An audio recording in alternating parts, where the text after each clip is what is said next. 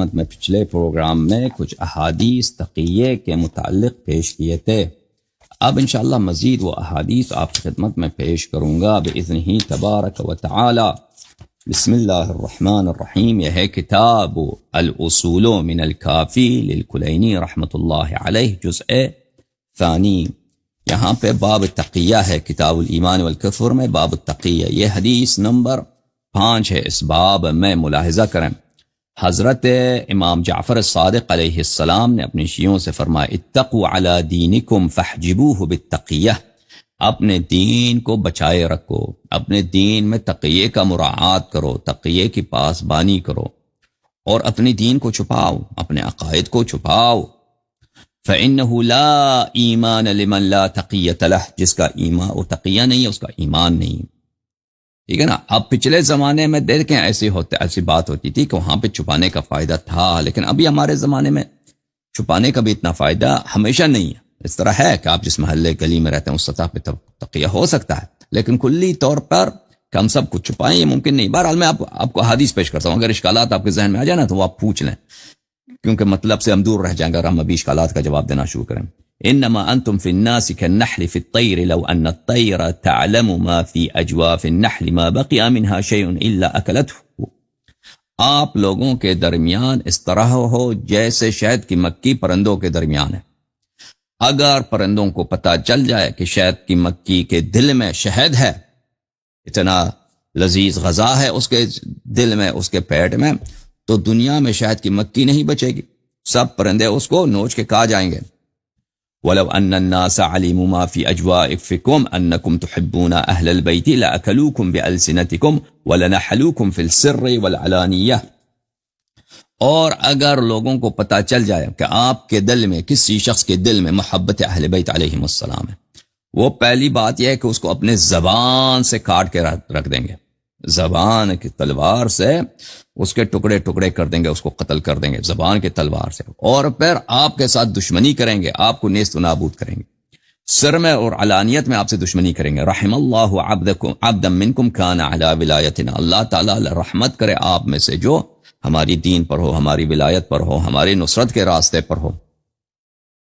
اچھا، اگلا حدیث ہم نے پچھلے ہفتے بیان کیا تھا، اسی جیسا حدیث، اس کو دوبارہ نہیں دہراتے، اسی سے قریب حدیث ہم نے پچھلے بیان کیا تھا. یہ بھی اس سے اگلا والا جو حدیث ہے اختلاف الحدیث کے باب میں نے کئی دفعہ آپ کو سنایا تھا شاید. اچھا، تو 8واں نمبر حدیث. ما بلغ، امام جعفر صادق علیہ السلام نے فرمایا ما بلغت تقیت احد کتقی ما بلغت تقیت احد تقیت اصحاب الكهف ان كانوا لا يشهدون الاعياد ويشدون الزنانير فاعطاهم الله اجرهم مرتين. کسی نے تقیے کا اس طرح مراعات نہیں کیا جیسے اصحاب کہف نے کیا کہ وہ مشرکین کے درمیان رہتے تھے تو وہ کیا کرتے تھے، مشرکین جیسے کپڑے پہنتے تھے، ان کے تہواروں میں شرکت کرتے تھے، جب بتوں کی پوجا ہوتی تھی ان کی پوجاؤں میں جا کے شرکت کرتے تھے. وہ مشرکین کے جو ان کے جو مخصوص کپڑے ہوتے ہیں بت پرستی کے، زنار جس کو بولتے ہیں نا، ایک کمر بند جیسا ہوتا ہے، یہودی بھی پہنتے ہیں، اس کو بھی پہنتے تھے. بالکل مشرکوں کا حلیہ بناتے تھے، مشرکوں کے تہوار میں جا کے ان بتوں کے سامنے سب وہ ان کے بتوں کے گن گاتے تھے، تقیہ کرتے تھے. ٹھیک ہے نا. اسی لیے اللہ تعالیٰ ان کا اجر ڈبل دے دے گا کہ انہوں نے صبر کیا ہے اس کفر پر اور اس شرک پر. اچھا، ملاحظہ کریں، راوی کہتا ہے کہ میں امام جعفر صادق علیہ السلام کو ایک راستے میں دیکھا. میں نے جب راستے میں دیکھا کہ میرے مولا آ رہے ہیں، چاہیے تو یہ تھا کہ میں ان کے ہاتھ چوم لوں، ان کے پیر چوم لوں، ان پہ غایت تعظیم کروں، نہایت احترام کروں، لیکن میں نے اپنا منہ پھیر لیا. میرا مولا آ رہے ہیں، میں نے منہ ہی پھیر لیا. فعرضت عنہ بوجهي ومضيت، میں نے منہ پھیر لیا امام علیہ السلام سے، اپنے راستے میں چلتا رہا. فدخلت علیہ بعد ذلك، اگلے دن میں ان کے پاس گیا، میں نے ان سے عرض کیا جعلت فداک، میں نے کہا آپ پہ فدا ہو جاؤں، میں آپ سے راستے میں ملتا ہوں، لیکن کیا ہے، فاصرف وجهي كراهة ان اشق عليك، میں آپ سے منہ پھیر لیتا ہوں اسی لیے کہ مجھے اچھا نہیں لگتا کہ آپ پہ سختی کی جائے، آپ پہ شدت کی جائے. لوگ کہتے ہیں کہ دیکھیں یہ جعفر ابن محمد علیہ السلام ہے، یہ روافظ کا امام ہے، اس کی شیعہ بڑے تعداد میں آتے ہیں، اس کی دیکھو ابھی دیکھو راستے میں اس کی انہوں نے عزت کیا. ٹھیک ہے نا. میں نہیں چاہتا کہ میرے احترام کی وجہ سے، میری تکریم کی وجہ سے آپ پہ کوئی سختی آ جائے. تو میرے مولا امام جعفر صادق علیہ السلام نے فرمایا رحمک اللہ، اللہ تجھ پہ اپنی رحمت نازل کرے. وَلَكِنْ رَجُلًا لَقِيَنِي أَمْسِ فِي مَوْضِعٍ كَذَا وَكَذَا، لیکن کاش ایک آپ کا ایک شب بھائی تھا، وہ بھی آپ جیسے ہوئی ہوتا، وہ مجھے فلان فلان جگہ میں مجھ سے ملا ہے. جو ہی مجھ سے ملا ہے اس نے کہا السلام علیک، علیک السلام یا ابا عبداللہ. اس نے بولا السلام علیکم یا امام جعفر صادق علیہ السلام. ما احسن ولا اجمل، اس نے اچھا نہیں کیا، اس نے نیکی نہیں کی مجھ سے، اس نے مجھ سے نہ کوئی نیکی کیا، نہ مجھ سے اس نے کوئی اچھا برتاؤ کیا. آپ نے اچھا برتاؤ کیا کہ مجھے دیکھا ہے، مجھے منہ پھیر کے چلے گئے تاکہ مجھ پہ سختی نہ کی جائے، معاشرے میں لوگ مجھے تانے نہ دیں، یہ جاہل لوگ طرح طرح کی باتیں مجھے سننا نہ پڑیں ان کی وجہ سے. اچھا ملاحظہ کریں، میں نے حضرت امام جعفر صادق علیہ السلام کی بارگاہ میں عرض کی ان الناس يرون ان علی علیہ السلام قال على منبر الکوفہ. میں نے کہا لوگ امیر المؤمنین علی علیہ السلام سے اس طرح روایت کرتے ہیں. یہ امام جعفر صادق علیہ السلام ان کے والد گرامی حضرت امام محمد باقر علیہ السلام کی شہادت سنہ 114، ان کی اپنی شہادت سنہ 148، 34 سال ان کی مدت امامت ہے. امیر المؤمنین علیہ السلام کی شہادت 40 سال، سنہ 40، یعنی امام جعفر صادق علیہ السلام کی ابتداء امامت سے.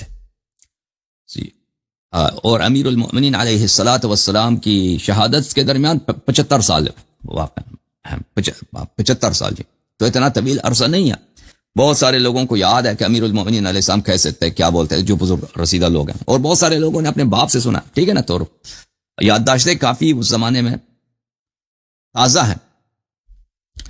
تو میں نے کہا کہ لوگ جو ہے یہ مدینے والے، کوفے والے اس طرح روایت کرتے ہیں امام جعفر صادق علیہ السلام سے کہ امیر المؤمنین علیہ السلام نے منبر میں کہا، فرمایا یا ایھا الناس انکم ستدعون الى سبی فسبونی ثم تدعون الى البراءة منی فلا تبرؤوا منی.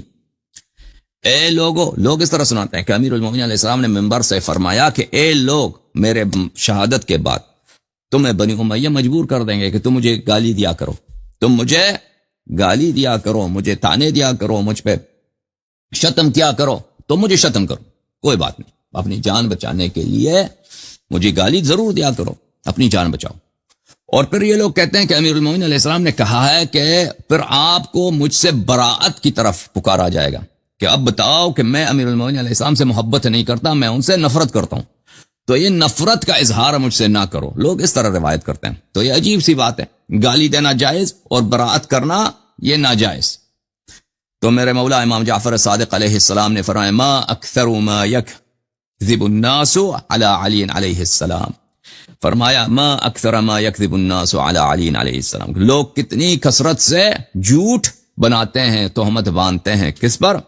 ہمارے آقا امیر المؤمنین علیہ السلام پر.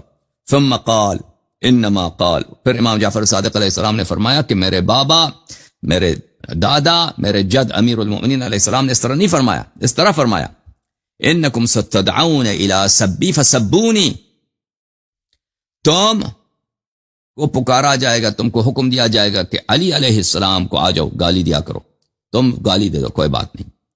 ثم ستدعون الى البراءة منی، پھر تمہیں پکارا جائے گا کہ آؤ اب اظہار براءت کرو، ہم اس سے نفرت کرتے ہیں، ہم حضرت امیر المؤمنین علیہ السلام سے نفرت کرتے ہیں. وَإِنِّي لَعَلَى دِينِ محمد، لیکن یاد رکھو کہ میں رسول اللہ صلی اللہ علیہ وسلم کے دین پر ہوں.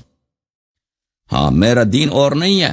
میں کس کے دین پر ہوں؟ میں اسلام کے دین پر ہوں، قرآن کے دین پر، رسول صلی اللہ علیہ وسلم کے دین پر ہوں. وَلَمْ يَقُلْ لَا تَبَرَّؤُوا مِنِّي، امیر المؤمنین علیہ السلام نے نہیں فرمایا کہ مجھ سے براءت کا اظہار نہیں کرنا، نہیں فرمایا کہ براءت کرنا مجھ سے منع، نہیں فرمایا، منع نہیں کیا اس سے، ٹھیک ہے نا. فقال له السائد ارأيت ان اختار القتل دون البراءة، فرمایا کہ اگر کسی سائل نے امام جعفر صادق علیہ السلام سے پوچھا، اگر کسی شخص کو پکڑا جائے کہ آ جاؤ امیر المؤمنین علیہ السلام سے اظہار براءت کرو، اور وہ اظہار براءت نہیں کرتا، کہتا ہے میں قتل ہو جاؤں گا، براءت کا اظہار نہیں کروں گا، کیا فرماتے ہیں آپ؟ تو مولا امام جعفر صادق علیہ السلام نے فرمایا واللہ ما ذلك علیہ وما له الا ما مضى علیہ عمار بن یاسر، فرمایا اللہ کی قسم یہ اس پہ واجب نہیں ہے، یہ اس پہ واجب نہیں ہے، یہ اس سے ریکوائرمنٹ نہیں ہے کہ بھئی تم کیا کرو کہ دین کا، شریعت کا یہ حکم ہو. اللہ کا یہ حکم، امام امیر المؤمنین علیہ السلام اس سے راضی ہوتے ہوں کہ اگر کسی نے آپ کو پکڑ لیا کہ مولا کو گالی دے دو، تم کہتے ہو میں نہیں گالی دیتا، اور تمہیں وہ ذبح کر دو، یہ ان کا حکم نہیں ہے۔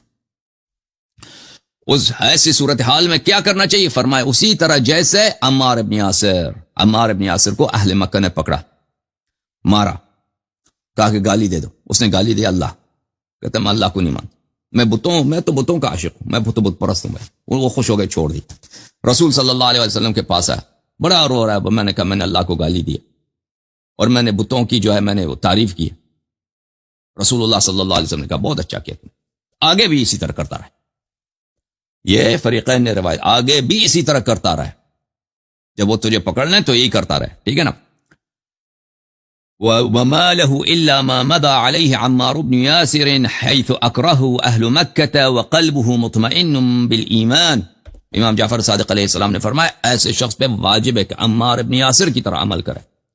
جب عمار ابن یاسر کو مکہ والوں نے مجبور کیا، مار مار کے مجبور کیا کہ اللہ کو گالی دے، لیکن اس کے دل میں ایمان ہی ایمان تھا، اس نے اللہ کو گالی دی، لیکن اس کو گالی دینا جائز ہے۔ اس طرح رسول صلی اللہ علیہ وسلم اس سے راضی ہیں، اللہ اس سے راضی ہیں، اللہ اس سے محبت کرتا ہے کہ تو نے اپنی جان بچا، اچھا کیا تم نے، اچھا۔ فَأَنزَلَ اللَّهُ عَزَّ وَجَلَّ فِيهِ إِلَّا مَنْ أُكْرِهَ وَقَلْبُهُ مُطْمَئِنٌ بِالْإِيمَانِ۔ پھر اللہ تعالیٰ نے آیت نازل کیا کہ ایسا شخص جس کو مجبور کیا جاتا ہے لیکن اس کے دل میں ایمان ہے، اس کی زبان سے اگر کفر کے الفاظ نکلتے ہیں تو کوئی بات نہیں، کوئی بات نہیں، کوئی اس پہ کوئی حرج ہے ہی نہیں، اللہ کو گالی دے دو، گالی دو، اپنی جان بچاؤ۔ فقال له النبی صلی اللہ علیہ وآلہ وسلم، تو نبی صلی اللہ علیہ وسلم نے عمار سے فرمایا یا عمار ان عادوا فعد، اے عمار اگر وہ تکرار کریں، آ جائے آپ کو دوبارہ پکڑ لیں کہ بھئی آ جاؤ گالی دے دو، تم گالی دے دو، جان بچاؤ اپنی۔ فقد انزل اللہ عز وجل عذرک وامرک ان تعود ان عادوا، اللہ تعالیٰ نے تیرے لیے تیرا عذر نازل فرمایا، اللہ تعالیٰ نے فرمایا کہ تو معذور ہے، تو کیا ہے؟ معذور ہے۔